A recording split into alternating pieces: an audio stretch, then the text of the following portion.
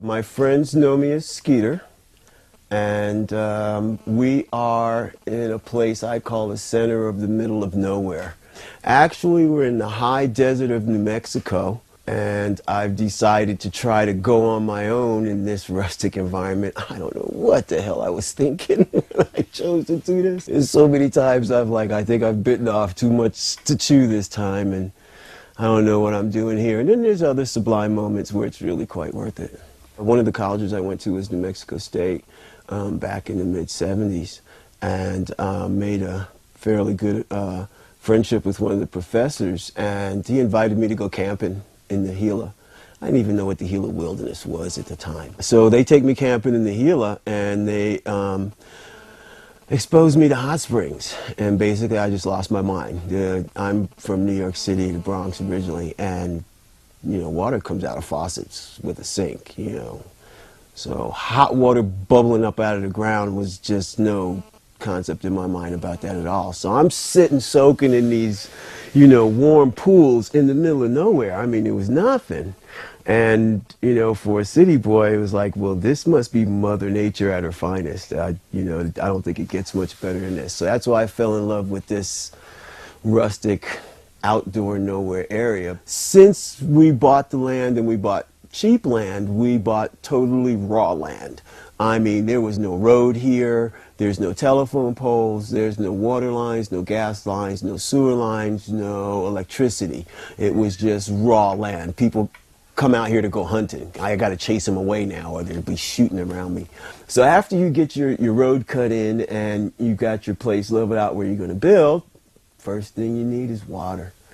So then you find a well driller to come out here, and now you can tell the well driller to go up this road, and in this spot I'll mark it out for you, put my well in. Next was, for me, going back to the drawing board, saving more money, and buying my solar system. So when I had about 8 or 10 grand together, I bought the solar system and put it in storage. Then I start saving again. This original structure, it was supposed to be a barn. Finances change, things change, you have to adapt. So this became my major primary structure, and I've done one addition to it, an additional 400 square feet. 400 square feet is fairly comfortable, I think, as far as a living space, and I don't know after the next addition is done, is this going to be a bedroom? Is this going to be a living room? Is this going to be my library? Now that winter and spring is kicking in, these will come down and the rooms will I want them to flow into each other.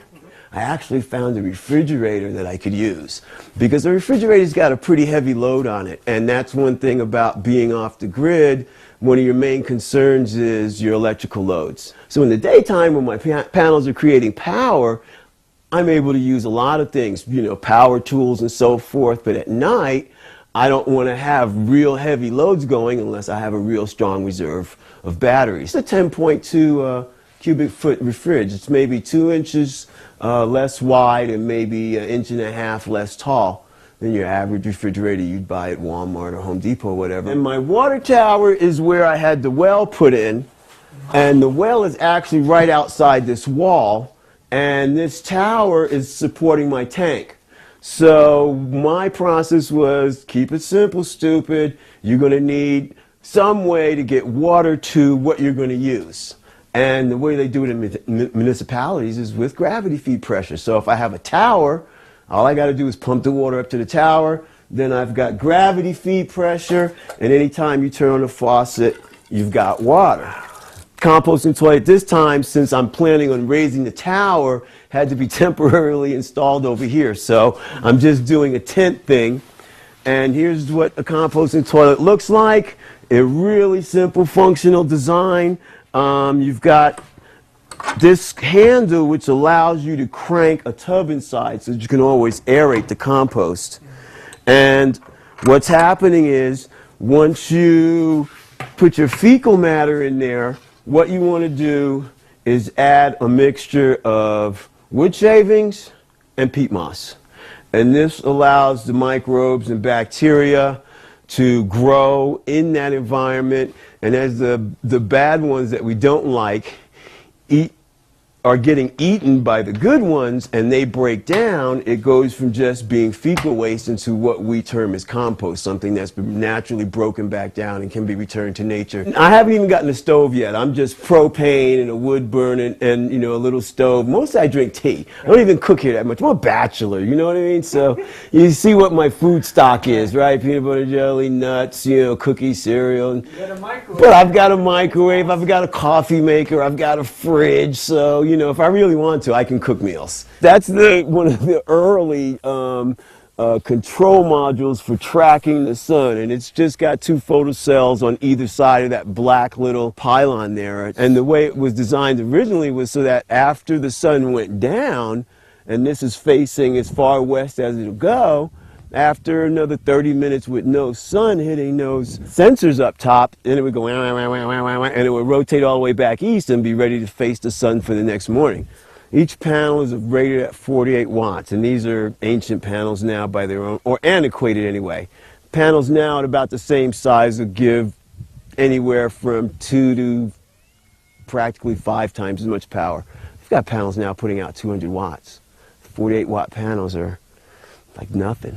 So I just did another temporary structure up here just to house the batteries and my inverter to get them out of the sun.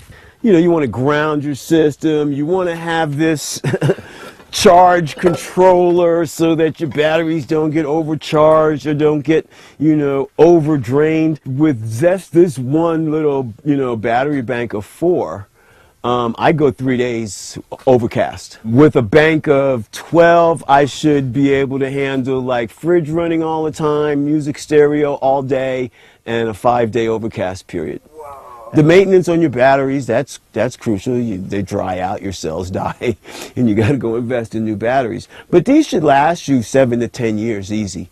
Getting older, you know, the party life, the city life, all of that, I've done that.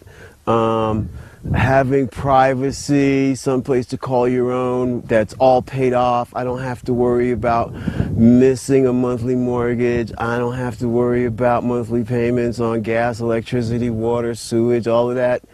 I don't have monthly bills, and my whole check for whatever job I do is, you know, just disposable income as I choose. I pay for gas for my vehicle and food for me and my cell phone bill, pretty much. I mean, in the United States, we're used to a level of material comfort. You know, you walk into a room, you know, your first, you know, unconscious movement is to go for the light switch. And if you don't find it where you think it is, you stop. You don't go any further. You wait till you find the electricity. We're used to a high level of material comfort. I want that. I just don't want to pay for it for the rest of my life.